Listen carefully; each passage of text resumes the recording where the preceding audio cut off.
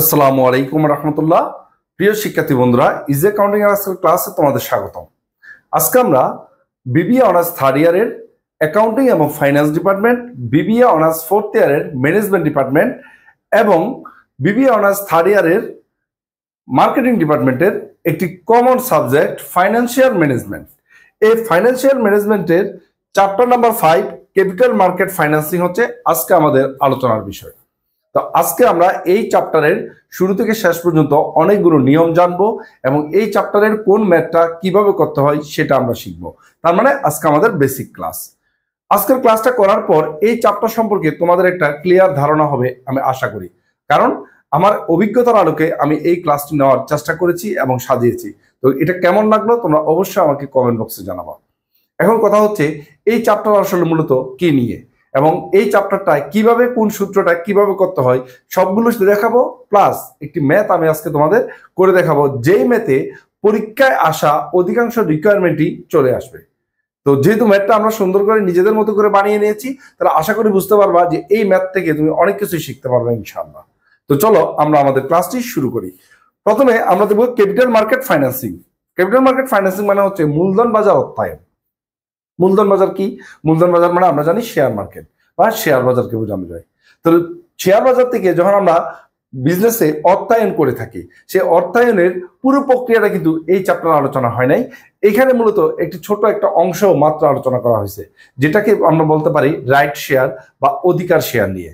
তো যেহেতু আমাদের এই চ্যাপ্টারে টোটাল ওই কনসেপ্টটাই বেশি আলোচনা করে এবং ওই কনসেপ্ট থেকে ম্যাথ আসে, তো আজকে আমাদের আলোচনার বিষয় হচ্ছে রাইট শেয়ার।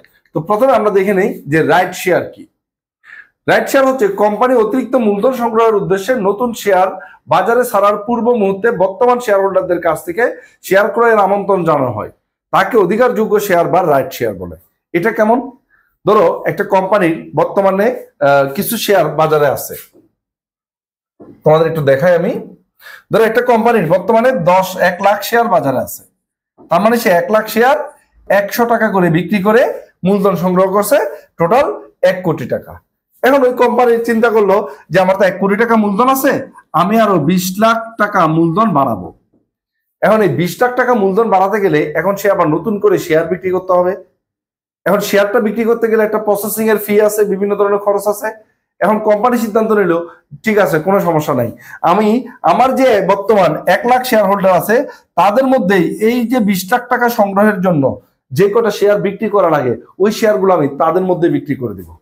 এই যে এক্সিস্টিং শেয়ার হোল্ডার বা বর্তমান শেয়ার হোল্ডারদের মধ্যে নতুন করে আবার শেয়ার বিক্রি করার যে প্রক্রিয়া, সেটাই মূলত রাইট শেয়ার। আশা করি বুঝতে পারছো। এখন এই 100 টাকা শেয়ারটা ধরো এখন মার্কেটে দাম আছে 300 টাকা, এটা হচ্ছে মার্কেট ভ্যালু। এখন তুমি কি 300 টাকা করে চাইলে কি সেই 1 লাখ শেয়ার দিবে? ওরা এই শেয়ারগুলো কিনবে? এই শেয়ারগুলো কিন্তু কিনবে না। তখন তোমাকে কি করতে হবে, একটু যেহেতু তোমার এক্সিস্টিং শেয়ার হোল্ডারদের মধ্যে দিচ্ছ, তোমাকে একটু কমে বা একটু ছাড় দিয়ে তোমাকে এই শেয়ারগুলো বিক্রি করতে হবে।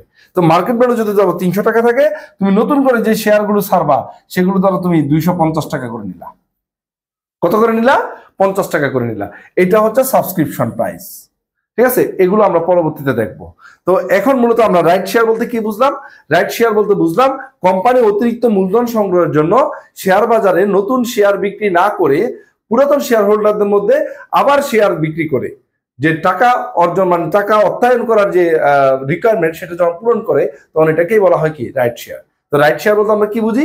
পুরাতন শেয়ার হোল্ডারদের মধ্যে আবার শেয়ার বিক্রি করা, এই প্রক্রিয়াটা হচ্ছে মূলত রাইট শেয়ার। এই রাইট শেয়ার সংক্রান্ত লেনদেনগুলি মূলত আমাদের এই আজকের ক্লাসে আলোচনা হবে। তাহলে আশা করি তোমরা বুঝতে পারছো। এবার আমরা কিছু ইম্পর্টেন্ট ইনফরমেশন দেখব, অর্থাৎ আমাদের খুব গুরুত্বপূর্ণ তথ্য, যে তথ্যগুলো আমাদের জানা লাগবে। এখন এই তথ্যগুলো আমাদের কি উপকারে লাগবে? কারণ এই চ্যাপ্টারটা টোটাল কনসেপ্টটা পাওয়ার জন্য তোমাকে এই তথ্যগুলো জানতে হবে। তার আগে আমরা একটা উদাহরণ দেখে নিলাম। উদাহরণটা কি দেখি আমরা একটু, প্রথম উদাহরণটাকে হাইলাইট করে দিই। Rahima food company is proposing A right offering. Rahima food company একটা রাইট অফার করছে, ঠিক আছে। প্রেজেন্টলি দেয়ার আর 3 লাখ শেয়ার। তার বর্তমানে শেয়ার আছে কত? 3 লাখ। বর্তমানে শেয়ার আছে কত? 3 লাখ। শেয়ার আউটস্ট্যান্ডিং 1 টাকা 80, এবং এই শেয়ারগুলোর মার্কেটে দাম আছে কত টাকা? 80 টাকা। অর্থাৎ তার 3 লাখ শেয়ার বাজারে আছে, এই 3 লাখ শেয়ার 80 টাকা করে বর্তমানে বাজারে বিক্রি হচ্ছে, অর্থাৎ শেয়ার বাজারে 80 টাকা করে এই শেয়ারগুলো বিক্রি হচ্ছে। ইজ প্রত্যেকটা there will be 60,000 new share offer, এবং সে চাচ্ছে আরো 60,000 শেয়ার বিক্রি করবে। এই যে 3 লাখ শেয়ার বর্তমানে আছে, আরো যে 60,000 শেয়ার বিক্রি করবে, এই শেয়ার তো সাধারণ পাবলিকের কাছে অফার করেই বিক্রি করতে পারে, কিন্তু এটা হচ্ছে ক্যাশ অফারিং। এই ক্যাশ অফারিংটা না করে সে কি করলো, রাইট অফার করলো 60,000 শেয়ার এট টাকা 60, প্রত্যেকটা 60 টাকা করে। সে যদি এই 3 লাখ শেয়ার হোল্ডার যারা আছে তাদের মধ্যে আবার অফার করে, তখন এটা রাইট অফার। আর যদি এই 3 লাখ শেয়ার সে সাধারণ পাবলিকের কাছে অফার করে, তখন এটা হচ্ছে ক্যাশ অফার। তাহলে ক্যাশ অফারিং আর রাইট অফারিং এর মধ্যে পার্থক্য ক্লিয়ার? ওকে, এখন এখানে দেখো আমাদের অনেক কিছু ইনফরমেশন দেওয়া আছে। বর্তমানে 3 লাখ শেয়ার আছে, যে শেয়ারগুলোর দাম হচ্ছে 80 টাকা করে। আবার আমরা নতুন করে 60,000 শেয়ার বিক্রি করতে চাচ্ছি ওই 3 লাখ শেয়ার হোল্ডারদের মধ্যে, যেগুলো আমরা অফার করছি কত, 60 টাকা। অর্থাৎ 80 টাকার জিনিস 60 টাকা করে ভাই তুমি পাবা, যেহেতু তুমি আমার শেয়ার হোল্ডার। এই হচ্ছে রাইট অফারিং এর প্রসেসটা বা কোয়েশ্চেনটা। এখন আমরা প্রথমে এখান থেকে বেসিক ইনফরমেশন গুলো জানবো। আমার ক্লাস যদি ভালো লাগে অবশ্যই তোমরা আমার চ্যানেলটি সাবস্ক্রাইব করবে, এবং আমাদের ফেসবুক পেজ ইজি অ্যাকাউন্টিং এ তোমরা সার্চ করলে তোমরা পেয়ে যাবা, এবং সেখানে লাইক দিয়ে আমাদের সাথেই থাকবে আশা করি। এবং তোমরা যদি চাও আমাদের সাথে অনলাইন কোর্স করবা, আমাদের বিবিএ, এমবিএ এবং বিবিএস শ্রেণীর সকল কোর্স রয়েছে অনলাইনে। তোমরা চাইলে যে কোনো সময় আমাদের সাথে যোগাযোগ করে স্ক্রিনে দেখানো হোয়াটসঅ্যাপ নাম্বারে যোগাযোগ করে আমাদের কোর্স এনরোল করতে পারবা। তো চলো আমরা আবার চলে যাই আমাদের মূল আলোচনার বিষয়ে। সাম ইম্পর্টেন্ট ইনফরমেশনের মধ্যে প্রথমে আমরা দেখবো মার্কেট প্রাইস পার শেয়ার। এখানে খেয়াল করো এই শেয়ারটা বর্তমানে বাজারে কত টাকায় বিক্রি হচ্ছে, সেটা হচ্ছে মূলত মার্কেট প্রাইস পার শেয়ার। তাহলে আমরা দেখতে পাচ্ছি বর্তমান বাজারে শেয়ার আছে 3 লাখ, প্রত্যেকটা দাম হচ্ছে কত, 80 টাকা। তো আমরা এখানে বলতে পারি মার্কেট প্রাইস পার শেয়ার হচ্ছে 80 টাকা। আমি তোমাদের একেবারে এক্সাম্পল দিয়ে বোঝাচ্ছি ব্যাপারগুলো। 2 নাম্বার আমরা দেখবো number of old share. Old শেয়ারের সংখ্যা কত, অর্থাৎ বাজারে এখন কয়টা শেয়ার বিক্রি করা আছে। তো এখানে ওল্ড শেয়ারের সংখ্যা হচ্ছে 3 লাখ, কারণ বাজারে কয়টা শেয়ার আছে, বাজারে শেয়ার আছে 3 লাখ শেয়ার বর্তমানে আছে। তারপর আমরা এখান থেকে জানতে হবে কি, number of new share. Number of new share অর্থাৎ কোম্পানির নতুন ইস্যুকৃত শেয়ার কয়টা। তাহলে আমরা নতুন কয়টা শেয়ার বিক্রি করব, নতুন শেয়ার বিক্রি করব 60,000। এটা হচ্ছে নাম্বার অফ নিউ শেয়ার। এই তথ্যগুলো তোমার জানা থাকলে চ্যাপ্টারটা খুব সহজেই তুমি করতে পারবা। এবং এই চ্যাপ্টার থেকে সাধারণত 14 মার্চের ম্যাথ আসতে দেখা যায়, খুবই গুরুত্বপূর্ণ একটা চ্যাপ্টার, 14 মার্চের ম্যাথ আসে। তো আজকের ক্লাস থেকে আশা করি তোমরা এখান থেকে 10 বা 14 মার্কস কমন পেয়ে যাবা, যে আমার রিকোয়ারমেন্ট গুলো যদি তুমি সলভ করতে পারো। সিমিলার ম্যাথ দেখবা যে তোমার পরীক্ষায় আসছে। এরপর আমরা দেখবো number of right. Number of right হচ্ছে পুরাতন কয়টি শেয়ারের জন্য নতুন একটি শেয়ারের অধিকার পাওয়া যায়। পুরাতন কয়টা শেয়ারের জন্য নতুন একটা শেয়ারের অধিকার পাওয়া যায়, সেটা হচ্ছে নাম্বার অফ রাইট। কিচ্ছু বুঝি নাই তাই তো স্যার, আসেন আরো ক্লিয়ার করে দিই। ধরো বর্তমানে মালিক আছে কয়জন, 3 লাখ শেয়ার হোল্ডার আছে। এখন আমি নতুন শেয়ার দিব কত, 60,000। ধরো বর্তমানে এখানে আমার 3 লাখ মানুষ আছে। এখন আমি কি করছি, 60,000 পিস চকলেট নিয়ে আসছি। এখন এই 60,000 পিস চকলেট আমি 3 লাখ মানুষের মধ্যে বিতরণ করব, এটা কি সম্ভব? সম্ভব না। তখন আমি কি করলাম, যে ভাই আমি একটা হিসাব করে দেখি যে আমার 3 লাখ মানুষ আছে, চকলেট হলো কত পিস, 60,000 পিস। তাহলে 3 লাখ 60,000 দিয়ে ভাগ দিলে থাকে কত, 5। তাহলে আমি এবার হিসাব করলাম, ভাই এদিকে আসেন, আপনারা প্রতি 5 জনে একটা করে চকলেট দিব, প্রতি 5 জনে একটা করে চকলেট দিব। তার মানে পুরাতন যদি 5টা শেয়ার থাকে, তারা নতুন একটা শেয়ার কেনার অধিকার পাবে। পুরাতন 5টা শেয়ারের বিপরীতে নতুন একটা শেয়ারের অধিকার পাবে। এটাই হচ্ছে নাম্বার অফ রাইট। অর্থাৎ কারো কাছে যদি এখন 10টা শেয়ার থাকে, সে 2টা রাইট, নতুন শেয়ার 2টা কেনার অধিকার পাবে। কারো যদি 20টা শেয়ার থাকে, তাহলে সে নতুন শেয়ার 4টা কেনার অধিকার রাখে। তাহলে এটাই হচ্ছে মূলত নাম্বার অফ রাইট। অর্থাৎ পুরাতন কয়টা শেয়ার থাকলে নতুন একটা শেয়ার কেনার অধিকার পাবা তুমি, সেটাই হচ্ছে মূলত নাম্বার অফ রাইট। আশা করি ব্যাপারটা ক্লিয়ার। এগুলো ভালো করে আমি যেভাবে লিখেছি তোমরা লিখে যখন অঙ্ক করতে যাবা তখন দেখবে যে খুব সহজ হয়ে গেছে ব্যাপারটা। এরপর আছে fund to be raise. Fund to be raise মানে হচ্ছে আমরা নতুন করে কত টাকা মূলধন বাড়াবো, নতুন করে কত টাকা মূলধন বাড়াবো। এখন দেখো আমরা শেয়ার বিক্রি করবো নতুন করে কত, 60,000। কত করে, 60 টাকা করে। তাহলে 36 লাখ টাকা আমরা মূলধন বাড়াবো। কত বাড়াবো, 36 লাখ টাকা। কোন কোন সময় অঙ্কে দেখবা যে এই 36 লাখ টাকা দিয়ে দিছে, 60,000 দেওয়া নাই। তখন তুমি কি করবা, 36 লাখ 60 দিয়ে ভাগ দিলে ওই 60,000 চলে আসবে। এভাবেও তুমি করতে পারো, কোনো সমস্যা নাই। তাহলে ফান্ড টু বি রেজ আমরা ক্লিয়ার, যে রাইট শেয়ার বিক্রির মাধ্যমে কত টাকা সংগ্রহ করা হবে। তারপর চলে আসো,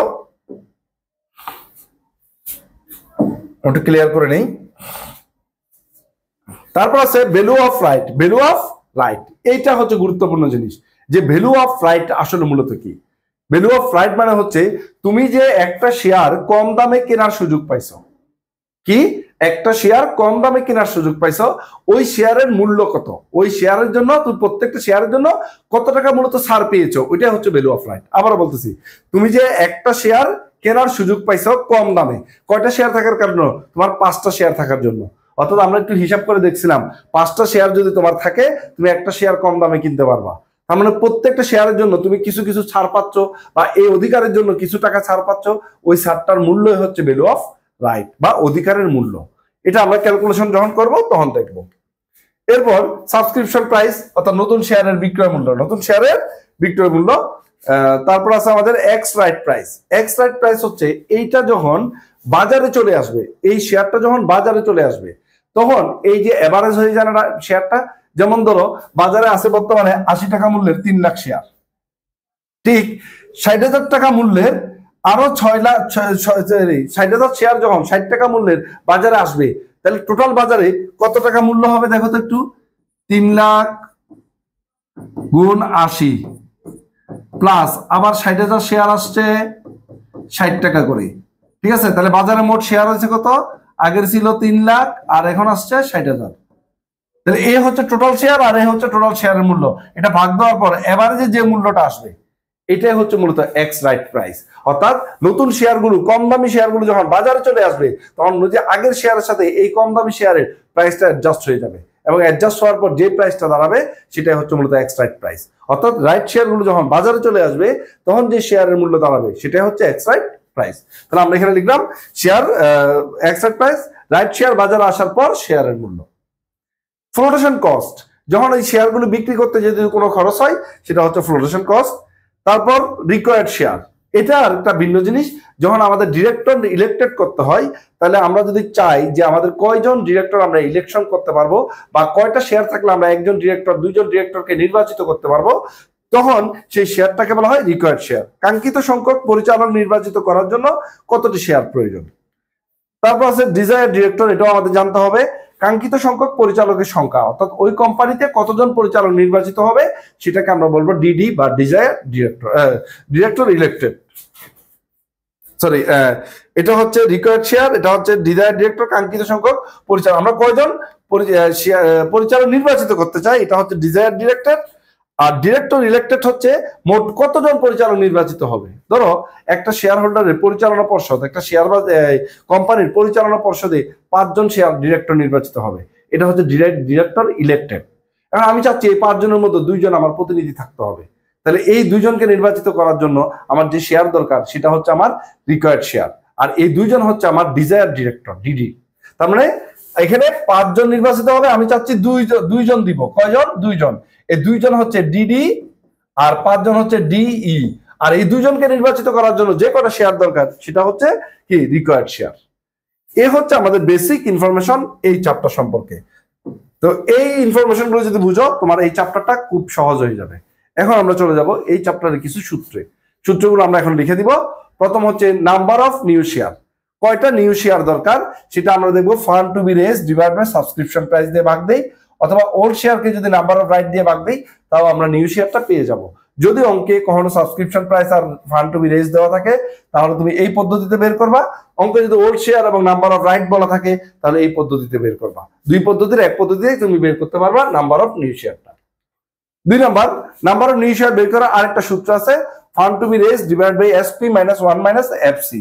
যদি ফ্লোটেশন কস্ট থাকে, তাহলে তুমি এই 1 মাইনাস এফসিটা এখানে বাদ দিবা। নাম্বার অফ নিউ শেয়ার বের করার আরেকটা সূত্র আছে, যখন আমরা একইভাবে সূত্রটা বের করবো, শুধু ডিরেক্ট কস্ট থাকলে ডিরেক্ট কস্টটা এখানে যোগ করে দিব। এবার গ্রস ফান্ড নিডেড, এটা যদি কখনো তোমার কাছে চায় যে তোমার আসলে মোট কত টাকা দরকার ফ্লোটেশন কস্ট বাদ দেওয়ার পরে, তখন তুমি fund to be raise K 1 minus FC দিয়ে ভাগ দিলেই তোমার এখানে গ্রস ফান্ডটা চলে আসবে। যদি তোমাকে বলে নাম্বার অফ রাইট বের করো, তাহলে তুমি বের করবে old share divide by new share. Old শেয়ারকে নিউ শেয়ার দিয়ে ভাগ দিলে নাম্বার অফ রাইট। যেমন একটু আগে আমাদের ওল্ড শেয়ার কত ছিল? ওল্ড শেয়ার ছিল 3 লাখ, আর আমরা নতুন শেয়ার বিক্রি করবো কত? 60,000। তার মানে আমাদের 5 হচ্ছে নাম্বার অফ রাইট, অর্থাৎ 5টা পুরান শেয়ার থাকলে একটা নতুন শেয়ার কিনতে পারবো। এটা হচ্ছে নাম্বার অফ রাইটের সূত্র। এরপর value of the farm before right, right issue করার আগে ফার্মের মূল্য কত? আচ্ছা, রাইট দেওয়ার আগে ফার্মের মূল্য কত? শেয়ারের দাম 80 টাকা ছিল, আর ওল্ড শেয়ার ছিল কত? 3 লাখ, তাহলে 3 লাখ গুণ 80, এটা হচ্ছে আমার ফার্মের মূল্য কি রাইটের আগে। Value of the farm after right, after রাইটের পরে শেয়ারের মূল্য কি দাঁড়ানো, ভালো করে খেয়াল করো। আফটার রাইটের পরে শেয়ার ছিল কয়টা, 80 টাকা, 80 টাকা করে কত শেয়ার ছিল, 3 লাখ, প্লাস নতুন করে আমি 60 টাকা দামে শেয়ার বেচছি, কত, 60,000। তার মানে নতুন শেয়ারের সাথে নতুন দাম, পুরান শেয়ারের সাথে পুরান দাম গুণ করে দিলেই value of the farm after right, after রাইটের পরে শেয়ারের দাম চলে আসবে বা ফার্মের দাম চলে আসবে। এভাবে বের করতে পারো, এগুলো খুব সহজে সূত্রগুলো তোমরা মনে রাখতে পারবা প্র্যাকটিসের মাধ্যমে। এগুলো আমাদের 4 নম্বর সূত্র। এবার আমরা চলে যাবো 5 নম্বরে। 5 নম্বর হচ্ছে ভ্যালু অফ রাইট। এই ভ্যালু অফ রাইটের সূত্রটা মনে রাখবা, P0 অর্থাৎ বর্তমান শেয়ারের দাম কত, 80 টাকা, আর SP কত টাকা বিক্রি করছি, 60 টাকা, N 5টায় একটা বোনাস পাই, তাই না, +1। এইভাবে বার করলে তোমরা ভ্যালু অফ রাইটটা পেয়ে যাবা। এখন কথা হচ্ছে, অনেকের প্রশ্ন থাকতে পারে আসলে ভ্যালু অফ রাইটটা এইভাবে কেন বের করি, নিচে 1 + R কেন দিই। ব্যাপারটা আরো সহজ করে দেয়, আমি তোমাকে খেয়াল করো। ধরো তুমি 80 টাকা দামের 5টা চিপস কিনলে একটা চিপস কিনতে পারবা 60 টাকা দিয়ে। ভালো করে বুঝো, 80 টাকা দামের 5টা চিপস যদি তোমার কাছে থাকে, তুমি একটা চিপস কিনতে পারবা 60 টাকা দিয়ে। এটা হচ্ছে কোম্পানি অফার দিছে। অর্থাৎ তুমি যেহেতু আমার সম্মানিত কাস্টমার, তোমার কাছে যদি 80 টাকা দামের 5টা চিপস কিনে ফেলো, তুমি একটা চিপস 60 টাকা দিয়ে কিনতে পারবা। এখন আমার প্রশ্ন হচ্ছে, প্রতিটা চিপসের জন্য তুমি কত টাকা ছাড় পাইলা? এটা হচ্ছে মূলত ভ্যালু অফ রাইট। এখন এটা কিভাবে বের করবো, ভালো করে খেয়াল করো। তুমি ছাড় পাইছো কত, 80 থেকে 60, 20 টাকা ছাড় পাইছো। এই 20 টাকা ছাড়ের জন্য তোমার বাসায় কয়টা চিপস নিয়ে যেতে হচ্ছে, 5টা থাকলে একটা কিনতে পারবা, তাহলে 5টা আর একটা কয়টা, 6টা। তার মানে তোমার যদি 5টা প্লাস আরো একটা বেশি কিনতে হয়েছে, তার মানে মোট 6টা চিপসের জন্য তুমি ছাড় পাইছো 20 টাকা। কারণ অনেকে বলতে পারো, স্যার 5টার জন্য না 20 টাকা ছাড় পাইলাম, 5টার জন্য 20 টাকা ছাড় পাইছো, ঠিক আছে, কিন্তু ছাড়টা যদি তুমি না কিনো, তাহলে কি তুমি ছাড় নিতে পারবা? তাহলে কিনতে গেলে আরো একটা চিপস থাকবে, তাহলে মোট চিপস পাইলে কয়টা, 6টা চিপস পাইলা। তাহলে এখন দেখো, এখানে তুমি 20 টাকা ছাড় পাচ্ছ 6টা চিপসের জন্য, 20 টাকা ছাড় পাচ্ছ 6টা চিপসের জন্য। তার মানে এখানে কত, 3.67, অর্থাৎ প্রত্যেকটা চিপসের জন্য তুমি 3.67 টাকা কি পাইলা, ছাড় পাইলা। 3.67 টাকা কি পাইলা, ছাড় পাইলা প্রতিটা চিপসের জন্য। এইটাই হচ্ছে মূলত ভ্যালু অফ রাইট, অর্থাৎ প্রত্যেকটা শেয়ারের জন্য তোমার এটা ছাড় পাইলা। এই কনসেপ্টটা ভালো করে খেয়াল রাখবা। এটার জন্য আরেকটা সূত্র আছে, BR = PX। যদি আমরা এক্স রাইট প্রাইস দিয়ে বের করি, PX - SP / N, এটা হচ্ছে এক্স রাইট প্রাইস দিয়ে বের করবো। যখন আমাদের এক্স রাইট প্রাইস থাকবে, তখন এটা সূত্র হবে। আবার যখন আমরা BR P0 থেকে PX টা বাদ দিলে, তাও আমরা BR পেয়ে যাবো। এরপর হচ্ছে x right price, ex right price. এই প্রাইসটা যখন, শেয়ারটা যখন বাজারে চলে আসবে, তখন এটার দাম কত হবে, এটাই হচ্ছে মূলত এক্স রাইট প্রাইস। ঠিক আছে, এটা সূত্র হচ্ছে P0 + N + SP / N + 1। এটার মানে কি, এটার মানে কি খেয়াল করো। এই শেয়ারটা ধরো, আমার শেয়ারগুলো কত ছিল, 80 করে। আমার কয়টা শেয়ার থাকতে হবে, 5টা শেয়ার থাকলে আমি একটা কিনতে পারবো। তাহলে আমার বর্তমানে কত টাকা শেয়ার থাকলে, 80 × 5 400, প্লাস আমার আরো দিতে হবে কত, 60। তাহলে মোট এটা হচ্ছে আমার ব্যয়, যে আমি যে 80 টাকা দামের 5টা চিপস থাকে, তাহলে আমি 60 টাকা দিয়ে আরো একটা চিপস কিনবো। তাহলে এখন বলো তো, 80 × 5 কত হলো, 400, প্লাস গেল কত, 60। 460 টাকা যদি আমি খরচ করি, তাহলে আমি চিপস পাচ্ছি আগের 5টা প্লাস নতুন একটা, টোটাল 6টা চিপস। তাহলে এখন এই 460 টাকা দিয়ে যদি আমি 6টা চিপস কিনি, একটা দাম কত, ওইটা হচ্ছে এক্স রাইট প্রাইস। অর্থাৎ চিপসের অফারটা গ্রহণ করার পর এবারে যে প্রত্যেকটার কত টাকা দাম পড়লো, এটাই মূলত এক্স রাইট প্রাইস। তো এক্স রাইট প্রাইস যখন চাইবে, তোমরা এই সূত্রটা ফলো করে এক্স রাইট প্রাইসটা বের করতে পারবা। অথবা আমরা যদি এই PX টা এখানে নিয়ে আসি, তাহলে BR টা এখানে বসাই দিলে, তাও আমরা এক্স রাইট প্রাইস বের করতে পারি, P0 - VR। এই সূত্র থেকে বের করতে পারি। এগুলো যদি ইনফরমেশন থাকে করবা। অথবা টোটাল ফার্মের মূল্যকে টোটাল নাম্বার অফ শেয়ার, যেটা আমরা শুরুতে দেখাইছিলাম, এইভাবে তোমরা বের করতে পারো এক্স রাইট প্রাইস। তারপরে চলে আসবো impact on share holder wealth. এটা সবচেয়ে গুরুত্বপূর্ণ, এই জিনিসটা সবচেয়ে গুরুত্বপূর্ণ। এটা বিভিন্ন বইতে বিভিন্নভাবে সলভ করা আছে এবং বিভিন্নভাবে তোমাদের কনফিউশনের শেষ নাই। এটা, এই ইমপ্যাক্টটা খুব গুরুত্বপূর্ণ এবং এটা আমি যেভাবে দেখাচ্ছি, এই সূত্রগুলো ফলো করবা, কোনো সমস্যা পড়বে না ইনশাল্লাহ। দেখো এখানে আমরা দেখবো, if there is no cash balance in portfolio. যদি পোর্টফোলিওতে ক্যাশ ব্যালেন্স না থাকে, তাহলে তুমি প্রথমে বিফোর রাইট ওয়েলটা বের করবা, P0 + N, P0 × N দিয়ে। আফটার রাইট ওয়েল যখন বের করবা, 3টা অপশন হয়। এন এক্সারসাইজ রাইট, তুমি যখন রাইটটা কিনবা, রাইটটা কি কিনবা, তখন হবে PX × N + 1 - SP। যখন তুমি রাইটটা সেল করে দিবা, তখন হচ্ছে px into N plus br into N. যখন তুমি রাইটটা এক্সারসাইজ করবে না তখন হবে px ইন্টু এন। এই ক্যাশ ব্যালেন্স এন্ড পোর্টফোলিওর এই ম্যাথটা যদি তোমাদের এইভাবে থাকে, যখন তোমার পোর্টফোলিওতে কোনো ক্যাশ থাকবে না তখন তুমি এই সূত্রগুলো ইউজ করবা। আমরা যখন এই সূত্রগুলোর একটা এক্সাম্পল নিয়ে যাব তখন আমরা এই exercise, sell right, not exercise এগুলো নিয়ে ডিটেলস বুঝাই দিব তোমাদের। তো আজকের ক্লাসটা অনেক বড় হয়ে যাবে, তাই এখানে আমরা সূত্রের ক্লাসে এগুলো আর বলতেছি না। নেক্সট ক্লাসে আমরা এগুলো আলোচনা করব। If there is no cash balance with portfolio, আচ্ছা যদি ক্যাশ ব্যালেন্স থাকে, তাহলে কি করতে হবে? তাহলে বিফোর রাইট ওয়েলথে দেখো এখানে ক্যাশ যোগ হবে, এখানে ক্যাশ ছিল না, এখানে ক্যাশ আছে এই জন্য ক্যাশটা যোগ হবে। 2 নম্বরে আফটার রাইট ওয়েলথে যখন এক্সারসাইজ করব এখানে আমরা এসপি মাইনাস করেছি, এখানে আমরা এসপি মাইনাস করব না। কেন এখানে মাইনাস করেছি? এখানে এসপিটা বাইরে থেকে আনতে হয়েছে, কারণ আমার কাছে টাকা ছিল না, আর এখানে এসপিটা আমার কাছে ছিল, এই জন্য আমি এখানে আর মাইনাস করার দরকার নাই। সেল রাইটের ক্ষেত্রেও আমরা এখানে ক্যাশটা যোগ করব, এখানে আমরা ক্যাশ যোগ করে এখানে ক্যাশটা যোগ করব। আর ডাজ নট এক্সারসাইজে ওইখানে আমরা ক্যাশটা যোগ করে দিব, এখানে আমরা ক্যাশটা যোগ করে দিব। তাহলে এই পার্থক্যটা মনে রাখলে ক্যাশ থাকুক আর না থাকুক যেভাবে আসুক তোমরা খুব সহজেই করতে পারবা। যদি আজকের ক্লাস দেখে এটা কিন্তু তোমরা বুঝবা না, তোমরা যখন এই চ্যাপ্টারটা ডিপলি করতে যাওয়া তখন এই জিনিসগুলো তোমরা ক্লিয়ার বুঝতে পারবা। তো এখন যেটা করবা তোমরা এটা নোট করে রাখো, পরবর্তীতে কাজে লাগবে। চলে আসে আমরা পরের সূত্রে। ডিরেক্টর ইলেকশন যখন করবা, ওই যে তোমাদের বলছিলাম রিকোয়ার্ড শেয়ারের ক্ষেত্রে দুইটা সূত্র, একটা হচ্ছে total number of share divide by 2 plus 1। এটা হচ্ছে যখন মেজরিটি ভোটিং সিস্টেম থাকবে, অর্থাৎ যতগুলো শেয়ার আছে তার চেয়ে যদি অর্ধেকের একটা বেশি শেয়ার থাকে তাহলে আমি জিতছি। যেমন ধরো ভোট আছে 300, আমি যদি 151টা পাই তাহলে আরেকজন কি করছে, হারছে, আমি জিতছি, কারণ আমি অর্ধেকের বেশি ভোট পাইছি। এটা হচ্ছে মেজরিটি ভোটিং সিস্টেম। আবার যখন কিউমুলেটিভ ভোটিং সিস্টেম থাকবে তখন সূত্র হচ্ছে DD, desire director, number of share, director elected plus 1, এদিকে প্লাস 1। এটা হচ্ছে কিউমুলেটিভ ভোটিং সিস্টেমের রিকোয়ার্ড শেয়ার অঙ্ক। এরপর director to be elected DD বের করার সূত্র হচ্ছে এইটা।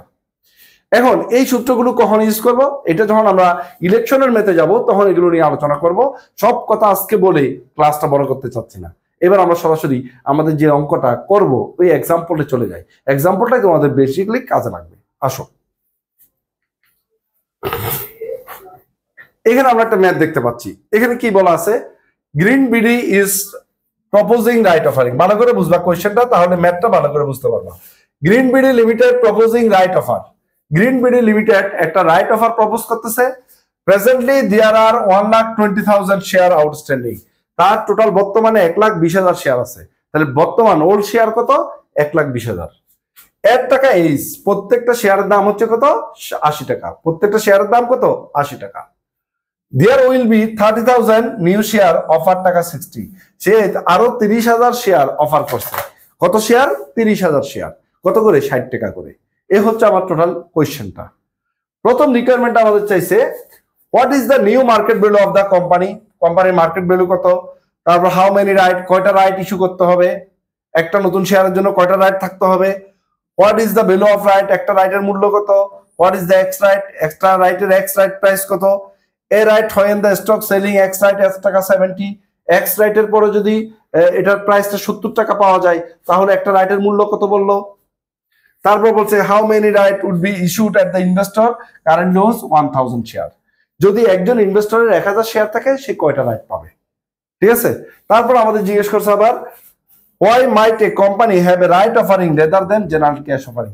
সে খোলা বাজারে ক্যাশের মাধ্যমে শেয়ার ইস্যু না করে কেন রাইটের জন্য করবে, এটার একটা কমেন্ট চাইছে আমাদের। তো এই ম্যাথে আসলে মূলত এই চ্যাপ্টারের অধিকাংশ রিকোয়ারমেন্ট চলে আসছে। তুমি যদি শুরু থেকে শেষ পর্যন্ত মনোযোগ দিয়ে এই রিকোয়ারমেন্ট গুলো সলভ করা দেখো তাহলে খুব সহজেই বুঝতে পারবা। তো চলো আমরা প্রথমে রিকোয়ারমেন্ট সলভ করি। প্রথম রিকোয়ারমেন্ট আমরা সলভ করব what is the new market value of the company. আচ্ছা, এই market value of the company কি? নতুন মার্কেট ভ্যালু কত? তো নতুন মার্কেট ভ্যালু কত? খুব সহজ, দেখো তো 1,20,000 শেয়ার ছিল। কয়টা? 1,20,000 শেয়ার। কত দামের? 80 টাকা দামের, তাই না? প্লাস নতুন করে আমরা বিক্রি করতেছি কয়টা শেয়ার? 30,000 শেয়ার। কত করে? 60 টাকা করে। তো দুটা যোগ করে দিলেই তো কি মার্কেট ভ্যালু চলে আসতেছে। তাহলে এখানে 1,20,000 কি? Old share. এটা কি? 80 টাকা কি? P0। এটা কি? New share. এটা হচ্ছে সাবস্ক্রিপশন প্রাইস। তো আমরা জাস্ট এই সূত্রটা লিখে দিব। New market value of the share P0 into old share SP into new share. তাহলে P0 হচ্ছে আমাদের 80 টাকা, আর ওল্ড শেয়ার হচ্ছে 1,20,000, SP হচ্ছে 60 টাকা, নিউ শেয়ার হচ্ছে 30,000। এবার যদি আমরা এটা যোগ করে দেই তাহলে আমাদের টোটাল মার্কেট ভ্যালু আছে 1,14,00,000 টাকা। অর্থাৎ নতুন শেয়ারগুলো বিক্রি করার পরে আগের যা শেয়ার ছিল টোটাল শেয়ারের মূল্যটাই হচ্ছে new market value of the firm. তো এবার আমাদের প্রথম রিকোয়ারমেন্টটা সলভ হয়ে গেল। আশা করি এটা বুঝতে পারছো। তোমরা ক্লাসগুলো বুঝো কিনা বা তোমাদের কোনো যদি উপদেশ থাকে আমাদের প্রতি যে আমাদের ক্লাসগুলো এভাবে নিলে মনে হয় তোমাদের বুঝতে সুবিধা হবে, তাহলে সেটা আমাদেরকে অবশ্যই কমেন্ট বক্সে জানাবা। আমরা পরবর্তী ভিডিওগুলোতে তোমাদের সেই কথার প্রতিফলন তোমরা দেখতে পারবে ইনশাআল্লাহ। এখন আমরা চলে যাই রিকোয়ারমেন্ট 2-তে। রিকোয়ারমেন্ট 2-তে কি বলছে? হাউ মেনি রাইট, কয়টা right are associate with a one new share. নতুন একটা শেয়ার কেনার জন্য কয়টা রাইট লাগবে? কেন রাইট লাগবে আসেন। পুরাতন শেয়ার হোল্ডার কত? 1,20,000। নতুন শেয়ার দিব কত? 30,000। নতুন শেয়ার দিব কত আমরা? 30,000। পুরাতন আছে 1,20,000। তাহলে আমরা এখানে দিলাম এই যে ওল্ড শেয়ার হচ্ছে 1,20,000, সরি এখানে 30,000 হবে, এটা একটু ভুল হয়ে গেছে ক্যালকুলেশন, এখানে 30,000 হবে। 30,000 তাহলে 1,20,000 ভাগ 30,000 তাহলে সমান আছে এখানে 4 রাইট। এটা 4 রাইট চলে আসবে। তোমাদের এখানে একটু ক্যালকুলেশনটা আমাদের স্লাইডে মনে হয় এটা ভুল হয়ে গেছে, এটা ঠিক করবা। এখানে 30,000 দিলে 1,20,000 ভাগ 30,000 সমান 4 রাইট। 4 রাইট, এটা আমরা 4 রাইট দিয়ে করব। কি দিয়ে করব? 4 রাইট শেয়ার। সমস্যা না, এটা আমরা পরবর্তীতে ঠিক করে নিচ্ছি। তাহলে এখানে আমাদের 4টা পুরাতন শেয়ার থাকলে আমরা নতুন একটা শেয়ার কিনতে পারবো। কয়টা পুরাতন শেয়ার? 4টা পুরাতন শেয়ার থাকলে সে একটা নতুন শেয়ার কিনতে পারবে 60 টাকা করে। আশা করি ক্লিয়ার। নেক্সট আমরা দেখব C number, what is the value of right. একটা রাইটের দাম কত বললো? তাহলে আমরা এবার দেখি ভ্যালু অফ রাইটের সূত্র কি। ভ্যালু অফ রাইটের সূত্র হচ্ছে P0 - SP / n+1। তাহলে P0টা কত? আমাদের P0 হচ্ছে 80। P0 হচ্ছে 80। SP কিনতে পারবো কত? 60। তাহলে 80 বিয়োগ 60 এর বিনিময়ে আমার শেয়ার ছিল থাকতে হবে কত? পুরাতন 4টা থাকলে একটা কিনতে পারবো +1। তার মানে এখানে হচ্ছে আমাদের 20 টাকা আর নিচে হচ্ছে 5, তাহলে এখানে থাকে 4। তাহলে আমাদের এখানে টাকা 4 টাকা হচ্ছে আমাদের value of share, sorry value of right. অর্থাৎ আমরা 4 টাকা করে প্রত্যেকটা শেয়ারে ছাড় পেয়েছি। কয়টা করে? 4 টাকা করে। প্রত্যেকটা শেয়ারের জন্য আমরা 4 টাকা করে ছাড় পেয়েছি। তাহলে ভ্যালু অফ রাইট আশা করি ক্লিয়ার। সূত্রের মধ্যে মানটা বসাই দিবা, তাহলে ভ্যালু অফ রাইট খুব ইজিলি বের করতে পারবা। নেক্সট আসি, আমরা পরবর্তীতে বের করব what is the ex right price. Ex right প্রাইসটার সূত্রটা কি ছিল? এক্স রাইট প্রাইসের সূত্র কি ছিল দেখো, P0 * n + SP / n+1। এবার আমরা P0 * n দিই। P0 কত? P0 ছিল 80 টাকা আর n এর মান কত? এটা হচ্ছে রাইটের n। অর্থাৎ আমাদের কয়টা পুরান শেয়ার থাকলে একটা কিনতে পারবো? 4টা। কয়টা? নাম্বার অফ রাইট কত ছিল? 4টা। প্লাস SP কত করে কিনতে পারবো? 60 টাকা করে। এবার নিচে হচ্ছে 4 + 1, তাহলে কত দাঁড়ালো দেখো তো? 320 + 60 / 5। 320 আর 60 কত দাঁড়ালো? 380 ভাগ 5। 380 ভাগ 5 আমরা যদি ক্যালকুলেশন করি, 380 কে 5 দিয়ে ভাগ করি,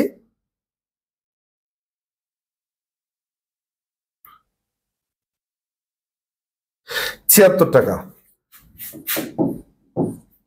তাহলে কত আসবে আমাদের? 76 টাকা। এক্স রাইট প্রাইস যদি হয় আমাদের 76 টাকা চলে আসবে। এবার আমরা দেখি একটু, এখানে আমাদের এক্স রাইট প্রাইসটা হচ্ছে 76 টাকা। এই যে 80 টাকা দামের 4টা শেয়ার আর 60 টাকা করে একটা, মোট 5টা শেয়ার কিনছি আমরা কত দিয়ে? 380 টাকা দিয়ে। তো একটা দাম হচ্ছে 76 টাকা। এভাবে তোমরা এক্স রাইট প্রাইসটাও বের করতে পারবা। নেক্সট আমাদের বের করবো আমরা a right when the stock sells X right টাকা 78। যদি আমরা বাজারে এই শেয়ারগুলোর দাম 78 টাকা পাই, কত পাই? 78, 78 টাকা পাই, তাহলে একটা শেয়ারের দাম মানে একটা রাইটের মূল্য কত পড়ছে? এরকম প্রশ্ন অনেক সময় বলে দিবে, তারাই এক্স রাইট প্রাইস বলে দিছে। আমাদের জিজ্ঞেস করছে এক্স রাইট প্রাইস যদি আমরা 78 টাকা হয় তাহলে একটা রাইটের মূল্য কত পড়ছে? তখন তুমি এখানে ওই যে একটা সূত্র দেখেছিলাম আমরা, PX দিয়ে এক্স রাইট প্রাইস বের করার সূত্র, PX দিয়ে ভ্যালু অফ রাইট বের করার সূত্র আমরা একটা দেখেছিলাম, ওই সূত্রটা ফলো করবা। এখানে তুমি বসে দিবা 78 বিয়োগ কত? 60। আর আমাদের এখানে n এর মান ছিল 4, এটা 2 ভুলে আসছে, তোমরা 4 দিয়ে করবা। n এর মান ছিল কত? 4। তাহলে এবার আমরা এখানে পেয়ে গেলাম, দেখো তো একটু, 78 থেকে যদি 60 হয় তাহলে কত 18, 18কে যদি 4 দিয়ে ভাগ দেই 4.5, 4.5। তাহলে আমরা যদি 78 টাকা এক্সাক্ট প্রাইস পাই তাহলে আমাদের ভ্যালু অফ রাইট পড়ছে কত 4.5 টাকা, ভ্যালু অফ রাইট পড়ছে কত 4.5 টাকা। এরকম কোন সময় যদি তোমাকে